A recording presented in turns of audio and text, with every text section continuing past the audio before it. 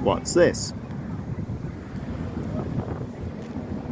Walkie-talkie traveller, what's it? Walkie-talkie, what's it? Walkie-talkie tram hunter. An example of both the old and new just flying past. And in the background, the Royal Palace. And just walking past, a man screaming in Russian into a phone. Takes all sorts, I guess. Welcome to Warsaw. Warsaw, Poland. And I don't want to confuse you, but we're going to Praga. No, not that one. Not Prague, capital of Czech Republic, as native English speakers refer to that city. We're actually going to Praga, which is a district across the river, directly opposite, facing the Royal Palace. And it's a district quite well known in the past, economically deprived, and it was thought to be a bit of a scary place to be, especially Chester Street back in the 90s. But of course, often people who aren't economically deprived will look at economically deprived areas and, out of fear, have this feeling that, oh, it's not safe to go there. I didn't have any problems in the early 2000s when I popped over there on a fairly regular basis and even stayed there in a hostel. Things had changed a little bit, I think. That's probably what they told us. Oh, you should have been here in the 90s. Oh, you would have had your toenails clipped. Or something equally dramatic could have happened to you. But then, of course, as artistic people move into the area, you know what it's like. It's the same the world over. It then gets to be a bit of a bohemian haunt, and people's attitudes change a little bit. They start liking to go over there and maybe enjoy affordable accommodation and affordable nightlife. We've got the National Football Stadium over there, quite a crown. We might get a bit closer if we're lucky. And some ongoing work to a bridge. Speaking of bridges, it comes to mind that towards the end of the Second World War, with the Germans trying to hold on as the Russians advanced here in Warsaw, when the Russians reached this point, they decided to give the go-ahead to the Poles. Polish partisans who got caught up, trapped in the Far East, ended up in the melee of the Russian forces. And the Russians decided, well, do we want to try and cross this river? Do we want to tackle the German army head on? Here's the thing, it would work to our advantage if these Polish units were actually used to form the vanguard, to cross the bridge, go head to head with the Germans. And the Russians' idea, of course, was they could diminish each other, the Germans and the Poles, and the Russians could then just swoop in and tidy things up after the Poles had almost fought to a man to the death to remove the Germans from the capital of Poland. So that's what comes to mind, and I'm sure the Russians would have a different view of it and would have said, maybe trying to explain why they sent in the under-equipped Poles to go and have a crack at the Germans head on first.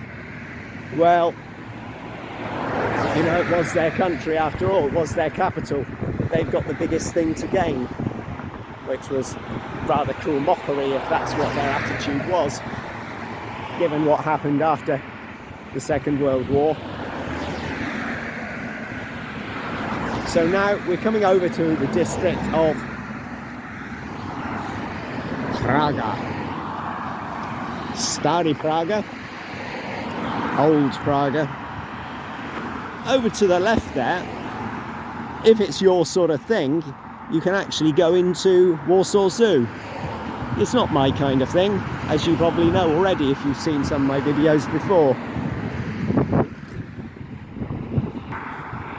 But I've dotted a few spots in Praga and over on this side of the river in general, where I'm hoping I can see some more of the Warsaw street art, and we might see a few other interesting pieces of architecture and other surprise features along the way. And on a nice balmy day, not really balmy, I'm perhaps a little overdressed, don't really need all these clothes, but I figured that as I was crossing a bridge, it usually feels, if there is a breeze about, which there is today, and it's not 20 something degrees, then it can just feel considerably colder crossing the water. That's how I feel about it. Whether it's been scientifically proven or not, I really don't know.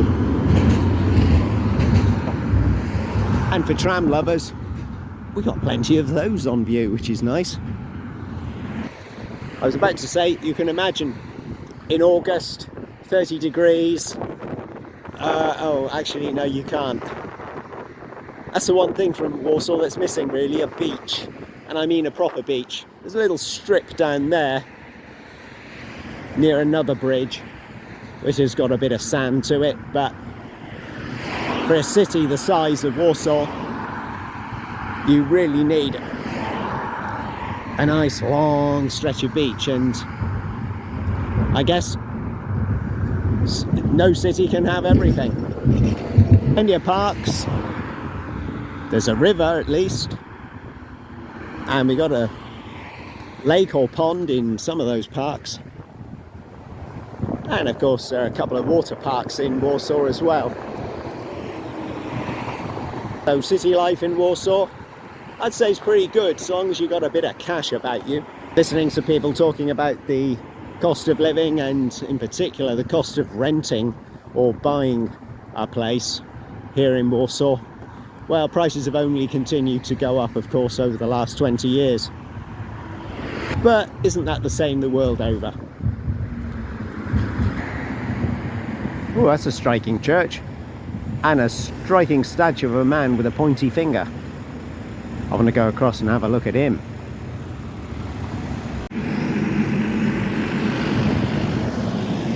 Funny looking pedestrian.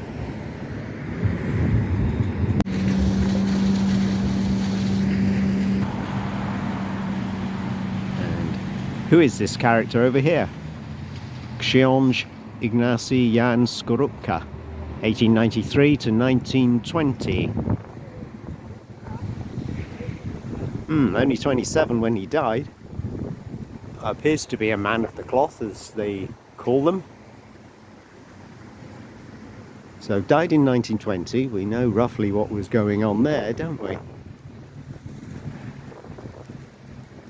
Poland trying to fight off the Russian communists, trying to create their vision for world communism. And he appears to have been a chaplain. Jan Skorupka was a chaplain with a particular battalion, and I guess died with a cross in his hand rather than a gun, but nonetheless he was a casualty of Poland's struggle against communist Russia. Should I go in? Let's see, hopefully I won't disturb anybody if I do. We'll get a preview of what's inside, and also some detail of decorative features on the outside of the building. All the information is written in Polish here. And why shouldn't it be, after all? We're in Poland. But if you're the casual tourist, such as myself, who doesn't speak Polish, doesn't read Polish, only a few words, you know, like a tourist does, then might have to do a bit more research if you find this building particularly of interest, or if you want to know more about the character Ignacy Jan Skorupka. Right.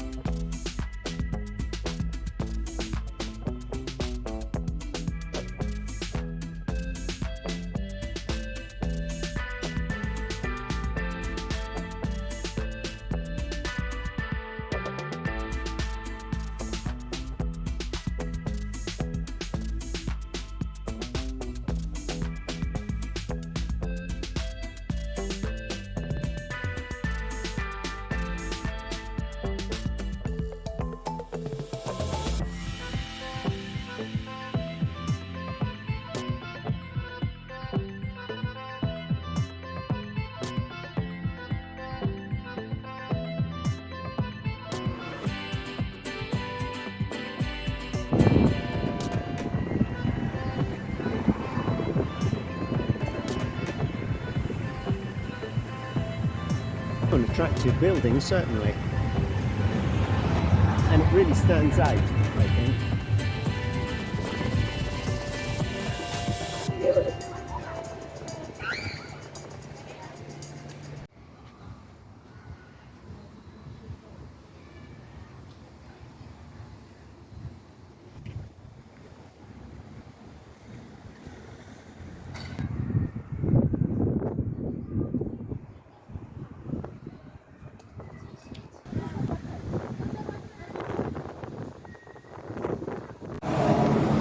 While you're over here in Stara Praga, you might want to have lunch. Maybe mid-afternoon plate of goulash with potato pancakes, or perhaps chicken cutlet with potatoes and carrots. Main courses between 20 and 25 zloty, £4 to £5 British money. Can't go wrong, really, can you, at these prices? If you just want a soup, 7 zloty, 6 zloty for a glass of compote. And if you haven't had compote before, it's basically non-alcoholic beverage, water with fruits. Fruits have stood in the water for some time, long enough, hopefully, for the flavour of the fruits to seep into the water.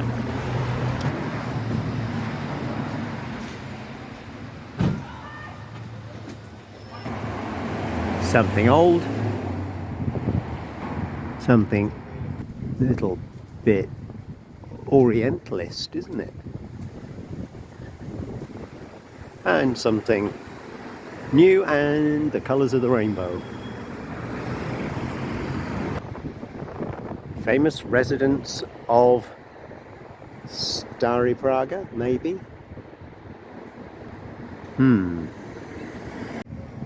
Actually seems to be operating as a musical theatre.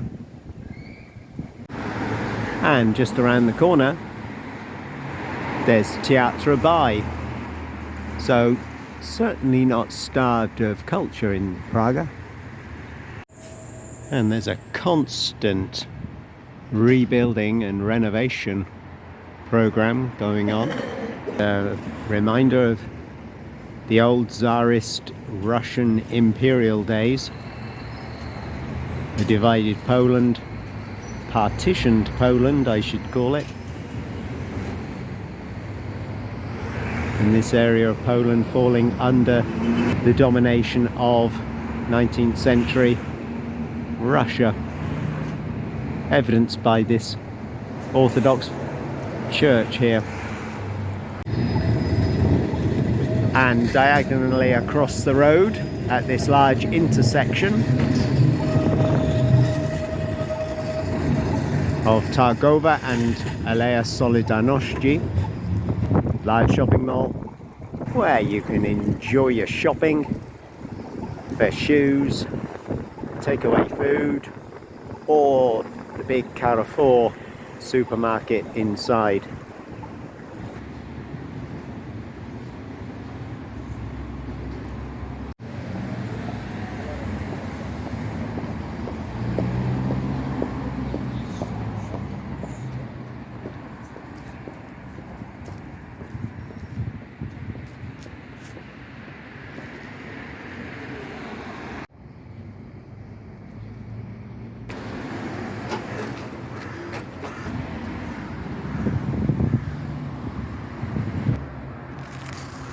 Dogface Killer, name of a band.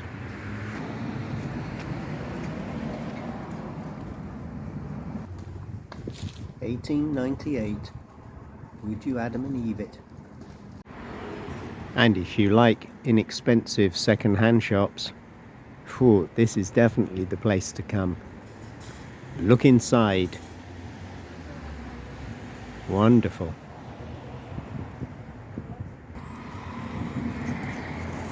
And remembering a legend of Polish football.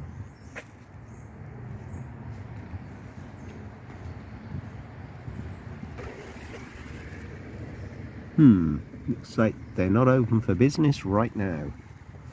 Too bad. Straight across the little street. Two mice at play. And obviously, a bar with some character to it, where you can also get yourself pizza and a burger.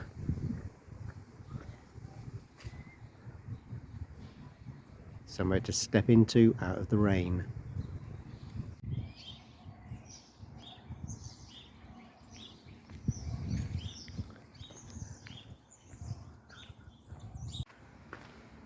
Ooh, what a nice little spot to find.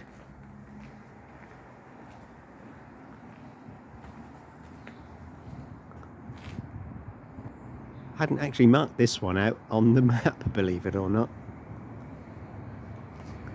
Just I knew there were some bits and pieces. I knew there were some things going on, but I wasn't able to clearly pinpoint what.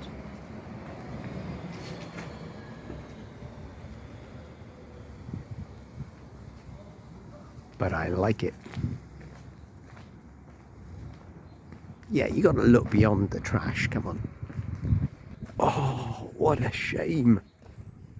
What a shame. Why would they do that? Is it a joker? Quite possibly it is. And he's been all covered up. Why? Very unfortunate. Obviously not all the locals actually do appreciate the artwork going on here. And perhaps some of the viewers of this video will think, it's trash, what are you doing? It's all trash. But indulge me, won't you? If it's not for you, you can always fast forward.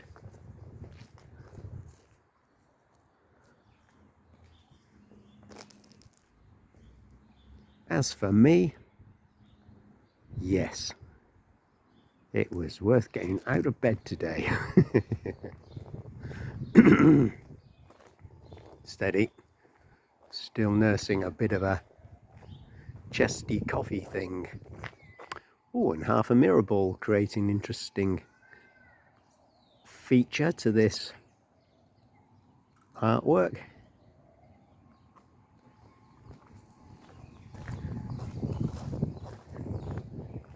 Because the sun at play, of course, on the little shiny plates.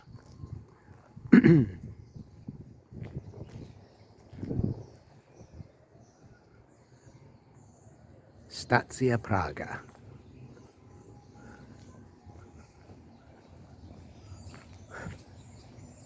And for those of you who are appreciating what I'm filming, there's good news. For those not appreciating it, there's bad news. There's more.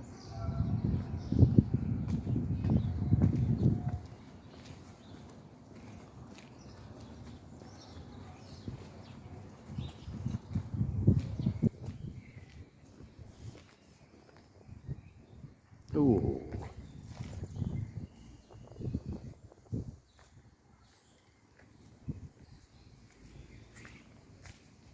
Yeah, it's not all first class and fascinating. I'll give you that much. But there's certainly more than enough here to make it worth coming for a stroll. In my humble opinion.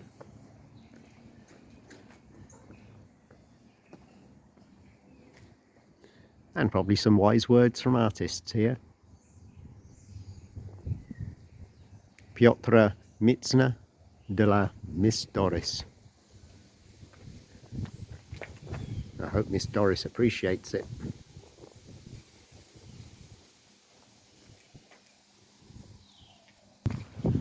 As it is, definitely enough to warrant the trip.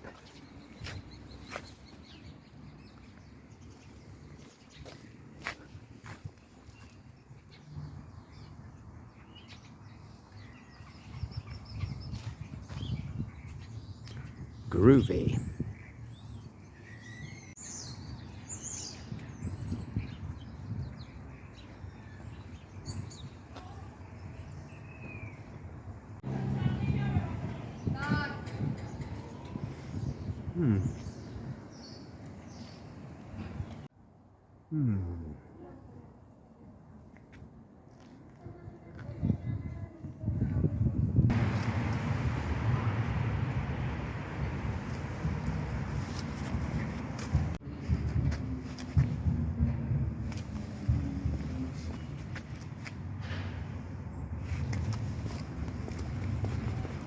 Never expected to see something of this type in Praga.